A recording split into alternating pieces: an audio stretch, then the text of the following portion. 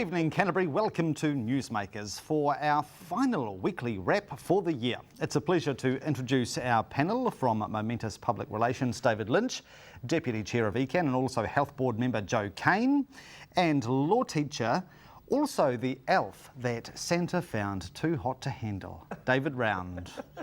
Thank you for joining us. Hi, Mike. Not too hot for me, though. Really, Jo? Yeah, absolutely. How sharing, how sharing.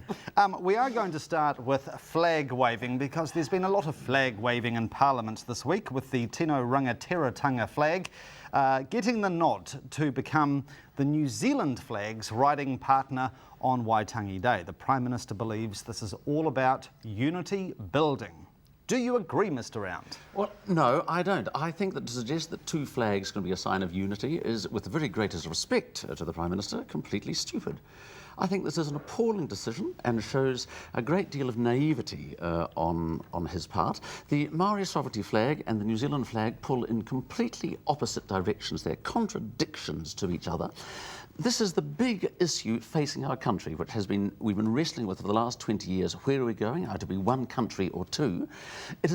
And this decision is the opposite of what National campaigned on at the last election, one country. National's official policy then was still to abolish the Maori seats, although it's quite reasonable that be put on the back burner in light of things. But now, National Party voters, National Party members I am absolutely horrified by this. Just by a casual wave of his hand, he has contributed. This is a quantum leap, a further step in the disintegration and dismemberment of our country.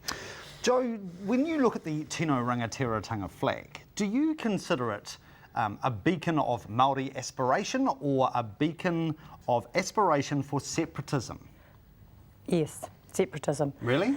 Yeah, I look at it, but I'm not going to sort of debate too much about whether it is unity building. It's obviously not, because just look at what you're going to get at the table, look at the papers. But if this is Māori's big shot at where they need to go, when they over-represent disproportionately in health and education and crime, I have to go, where are we at? And so for me, this is symptomatic of a little issue that's right out of proportion with the things that Māori actually should be focusing on. And there were nationwide hui help over this. And what would that have cost? And I think about, when I just look at, for putting my health hat on, Māori overrepresents disproportionately in all those stats, and we're discussing the flag. And this Christmas, you know, Māori will overrepresent in violence and accidents and child custody cases, and we're focusing on the flag. Unity? Absolutely not. Wrong way, wrong issue. Do you think the Māori Party should be examining their priorities? When they, can get a scalp like this, are their priorities up the chute?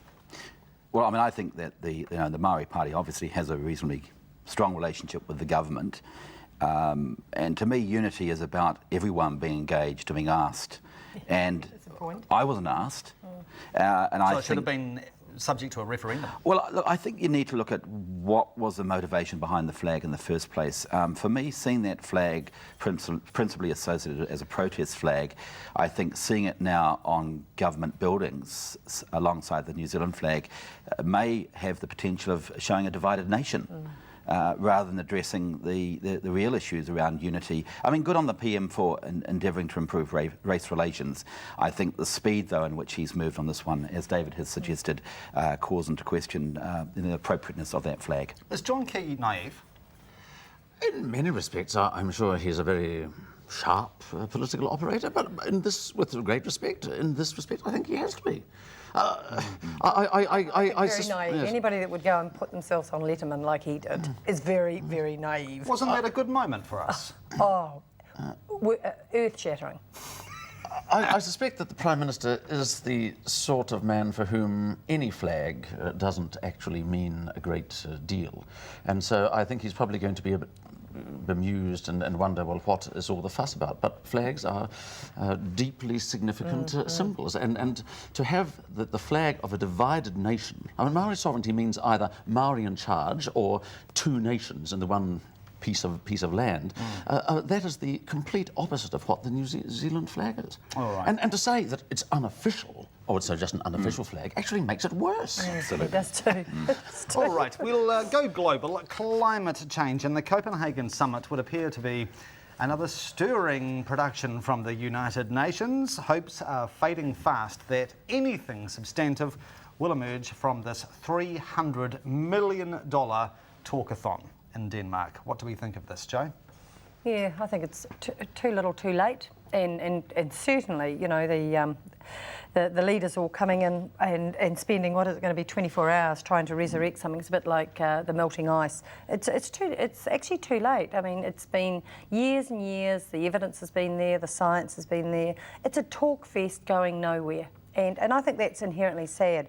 I am really proud, and I think it's actually really good that what New Zealand, the little bit that I've seen that New Zealand has focused on its one of its issues, which is our agricultural emissions. And I'm really pleased to see that there's going to be some work done around that and pulling in those partners. So I think that's actually been a bonus for New Zealand because that's what we do have to focus here in New Zealand with that. But as for, you know, when you actually think about how many are there? 2,000 people there. I mean... And 1,500 media? What a junket. It's the junket of the century, isn't it? Well, yeah, so what does that say about you? You weren't invited? I don't do junkets. What a scurrilous suggestion from Councillor Kane. Oh, sorry. I'll take it back then, Michael. That's right. David, what were your hopes from Copenhagen?